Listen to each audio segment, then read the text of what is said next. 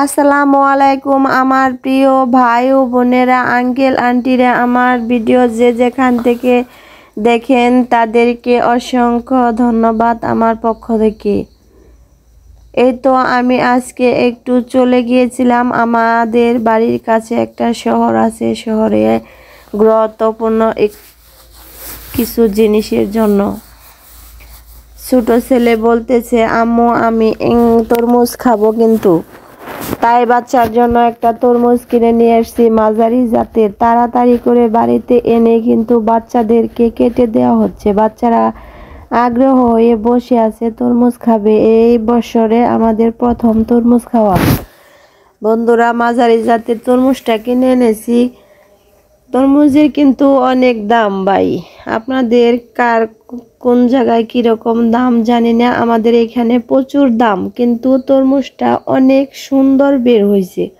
আমি কেনার সময় অবশ্যই কেটে দেখিয়ে এনেছি, বাড়িতে আনার পর দেখি অনেক সুন্দর। বাচ্চার হাতে দিয়ে বললাম, আগে তুমি খেয়ে নাও। তারপরে হালকা পাতলা আমি টেস্ট করে দেখলাম, অনেক স্বাদ, খুবই সুন্দর, কালারও খুব সুন্দর।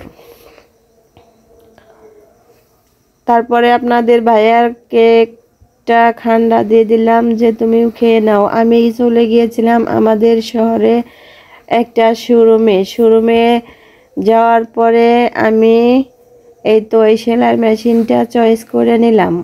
আমার খুবই দরকার ভালো একটা সেলাই মেশিনের, তার জন্য আমি এই শোরুমটা চলে গিয়েছিলাম সেলাই মেশিনটা নেওয়ার জন্য।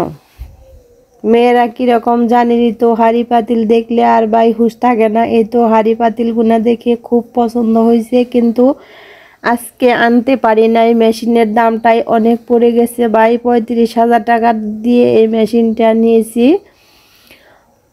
হাঁড়ি পাতিলগুলা চয়েস করে রেখে দিয়ে আসলাম, অবশ্যই আনবো এক সেট, আল্লাহ যদি আনবার দেয়।